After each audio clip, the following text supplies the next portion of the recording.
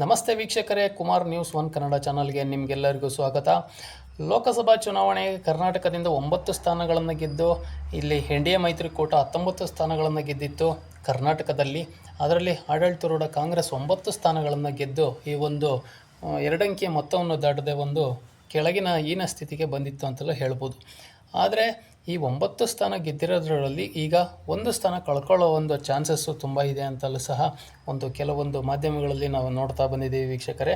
ಅದೇನಪ್ಪ ಅಂತಂದರೆ, ಬಳ್ಳಾರಿಯ ಒಬ್ಬ ಲೋಕಸಭಾ ಕ್ಷೇತ್ರದ ಕಂಟೆಸ್ಟ್ ಮಾಡಿ ಶ್ರೀರಾಮುಲು ವಿರುದ್ಧ ಗೆದ್ದಿದ್ದಂತಹ ಈ ತುಕಾರಾಮ್ ಅವರು ಈಗ ರಾಜೀನಾಮೆಯ ಮಾತುಗಳನ್ನು ಆಡ್ತಿದ್ದಾರೆ ಅನ್ನೋ ಒಂದು ಮಾತುಗಳು ಸಹ ಕೇಳಿಬರ್ತಾ ಇದೆ.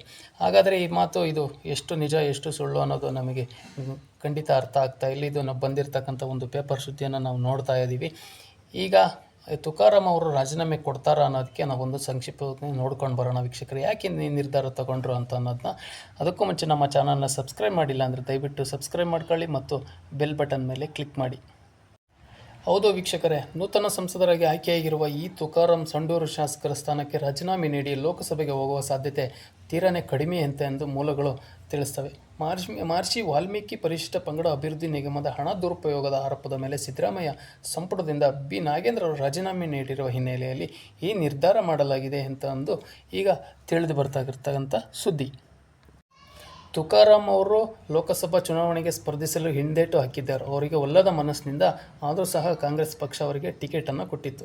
ಆದರೆ ನಾಗೇಂದ್ರ ಅವರ ಮನವೊಲಿಸಿ ಶ್ರೀರಾಮುಲು ವಿರುದ್ಧ ಗೆಲ್ಲಿಸುವುದಾಗಿ ಭರವಸೆಯನ್ನು ನೀಡಿದರು. ತುಕಾರಾಮ್ ಅವರು 4 ಬಾರಿ ಸಂಸದರಾಗಿ ಶಾಸಕರಾಗಿದ್ದರು. ಕಾಂಗ್ರೆಸ್ ಜೆಡಿಎಸ್ ಸಮ್ಮಿಶ್ರ ಸರ್ಕಾರದಲ್ಲಿ 2018-19ರಲ್ಲಿ ಸಚಿವರು ಕೂಡ ಆಗಿದ್ದರು.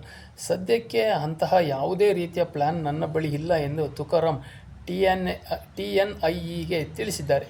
ನಾನು ಸಂಸದರಾಗಿ ಮುಂದುವರಿಯಲು ಬಯಸುತ್ತೇನೆ. ನಾನು ವದಂತಿಗಳ ಬಗ್ಗೆ ಪ್ರತಿಕ್ರಿಯಿಸಲು ಬಯಸುವುದಿಲ್ಲ ಎಂದು ಅವರು ಸಹ ಹೇಳಿದರು. ತುಕಾರಾಮ್ ಹಿರಿಯ ಶಾಸಕರಾಗಿದ್ದಾರೆ. ಶಾಸಕರಾಗಿ ಅವಧಿಯಲ್ಲಿ ಬಳ್ಳಾರಿಯಲ್ಲಿ ಜಿಲ್ಲೆಯಲ್ಲೂ ಸಹ ಅದರಲ್ಲೂ ಸಂಡೂರು ಅಭಿವೃದ್ಧಿಗೆ ಸಾಕಷ್ಟು ಕೊಡುಗೆಯನ್ನು ನೀಡಿದ್ದಾರೆ ಹೀಗಾಗಿ ರಾಜ್ಯ ರಾಜಕಾರಣದ ಮುಂದುವರಿಯುವಂತೆ ಕೇಳಿಕೊಂಡಿದ್ದೇವೆ. ತುಕಾರಾಮ್ ಸಂಸದ ಸ್ಥಾನಕ್ಕೆ ರಾಜೀನಾಮೆ ನೀಡಿದರೆ ಬಳ್ಳಾರಿಯಿಂದ ಕಾಂಗ್ರೆಸ್ ಅಭ್ಯರ್ಥಿಯನ್ನು ಆಯ್ಕೆ ಮಾಡುತ್ತೇವೆ ಹಿರಿಯ ನಾಯಕರೊಬ್ಬರು ತಿಳಿಸಿದ್ದಾರೆ ಬಲ್ಲ ಮೂಲಗಳಿಂದ ತಿಳಿಸಿದ್ದಾರೆ. ಆದರೆ ಈ ವದಂತಿಗಳಿಗೆ ಕಿವಿ ಕೊಡೋದಿಲ್ಲ ಸಹ ತುಕಾರಾಮ್ ಅವರು ಹೇಳಿಕೆ ಕೊಟ್ಟಿರೋದ್ರಿಂದ, ಆದರೆ ತುಕಾರಾಮ್ ಅವರು ರಾಜೀನಾಮೆ ಕೊಡೋ ಮಾತುಗಳನ್ನ ಈ ಒಂದು ವದಂತಿಗಳಿಗೆ ನಾವು ಕಿವಿ ಕೊಡೋದಿಲ್ಲ ಅನ್ನೋ ಒಂದು ಮಾತುಗಳಿಗೆ ಸಹ ಹೇಳ್ತಿದ್ದಾರೆ. ಆದರೆ ಈ ಮಾತುಗಳು ಎಷ್ಟು ಸತ್ಯ ಎಷ್ಟು ಸುಳ್ಳು ಅನ್ನೋದು ನಾವೆಲ್ಲರೂ ಇನ್ನು ಕೆಲವೇ ದಿನಗಳಲ್ಲಿ ಗೊತ್ತಾಗ್ತದೆ ವೀಕ್ಷಕರೇ. ಏಕೆಂದರೆ ನಾಗೇಂದ್ರ ಅವರು ಬಳ್ಳಾರಿ ಜಿಲ್ಲೆಯ ಸಚಿವರು ಆಗಿದ್ದರು, ಜಿಲ್ಲಾ ಉಸ್ತುವಾರಿಗಳು ಸಚಿವರಾಗಿದ್ದರು. ಆದರೆ ಅವರು ರಾಜೀನಾಮೆಯಿಂದ ಎಲ್ಲೋ ಒಂದು ಕಡೆ ನಾನು ಶಾಸಕನಾಗಿ ಉಳ್ಕೊಂಡ್ರೆ ಈ ನಾಗೇಂದ್ರ ಅವರಿಗೆ ಒಂದು ರಾಜೀನಾಮೆ ತೆಗೊಂಡಂಥ ಸರ್ಕಾರ ನನಗೆ ಆ ಸ್ಥಾನವನ್ನು ಕೊಡ್ಬೋದು ಸಚಿವ ಸ್ಥಾನದ ಆಸೆಯಿಂದ ಈ ವದಂತಿಗಳು ಸಹ ಬಳ್ಳಾರಿಯ ತುಂಬ ಹರಿದಾಡ್ತಾ ಇದೆ ಅಂತೆಲ್ಲ ಕೇಳಿ ಬರ್ತಾ ಇದೆ ವೀಕ್ಷಕರೇ.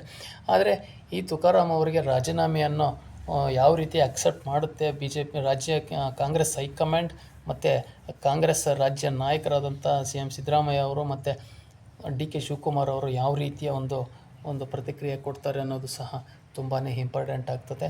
ಯಾಕಪ್ಪ ಅಂತಂದರೆ ಒಂದೊಂದು ಸ್ಥಾನವೂ ಸಹ ತುಂಬಾ ಒಂದು ಅವಶ್ಯಕತೆ ಇರತಕ್ಕಂಥ ಈ ಸಂದರ್ಭದಲ್ಲಿ ಈಗ ತುಕಾರಾಮ್ ಅವರು ರಾಜೀನಾಮೆಯನ್ನು ಕೊಟ್ಟರೆ ಮತ್ತೆ ಬಳ್ಳಾರಿಯಲ್ಲಿ ಗೆಲ್ಲೋಕ್ಕೆ ಸಾಧ್ಯನಾ? ಪ್ರಬಲ ಒಬ್ಬ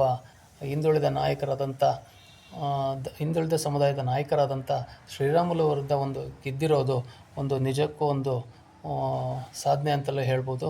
ಏಕೆಂದರೆ ಅವರು ಪ್ರಭಾವಿ ಸಚಿವರು ಮತ್ತು ಕಾರ್ಯನಿರ್ವಹಿಸೋಕ್ಕಿಂತ ಪ್ರಭಾವಿ ನಾಯಕರು ಆಗಿರ್ತಂಥ ರಾಮುಲು ವಿರುದ್ಧ ಗೆದ್ದು ಬಂದಿರೋದು ತಮಾಷೆಯ ಮಾತಲ್ಲ ಅಂತೆಲ್ಲ ಸಹ ಕ್ಷೇತ್ರದಲ್ಲಿ ಮಾತುಗಳು ಬರ್ತಾ ಇದೆ.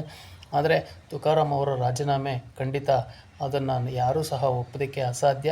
ಆದರೆ ಬರ್ತಕ್ಕಂಥ ಏನು ಗಾಸಿಪ್ಗಳಿಗೆ ನಾನು ಯಾವುದಕ್ಕೂ ಕಿವಿ ಕೊಡೋದಿಲ್ಲ ಅನ್ನೋ ತುಕಾರಾಮ್ ಅವರು ಸಹ ಹೇಳಿಕೆಯನ್ನು ಕೊಟ್ಟಿರೋದ್ರಿಂದ ಮುಂದಿನ ದಿನಗಳು ಯಾವ ರೀತಿ ಇದು ಗೊತ್ತಾಗ್ತದೆ ಅನ್ನೋದು ನಿಮ್ಮ ಅನಿಸಿಕೆ ಅಭಿಪ್ರಾಯಗಳನ್ನು ಕಮೆಂಟ್ ಮೂಲಕ ತಿಳಿಸಿ ಅಂತ ಹೇಳ್ತಾ ಮತ್ತೆ ಮುಂದಿನ ವಿಡಿಯೋದಲ್ಲಿ ಸಿಗೋಣ. ಎಲ್ರಿಗೂ ನಮಸ್ಕಾರ.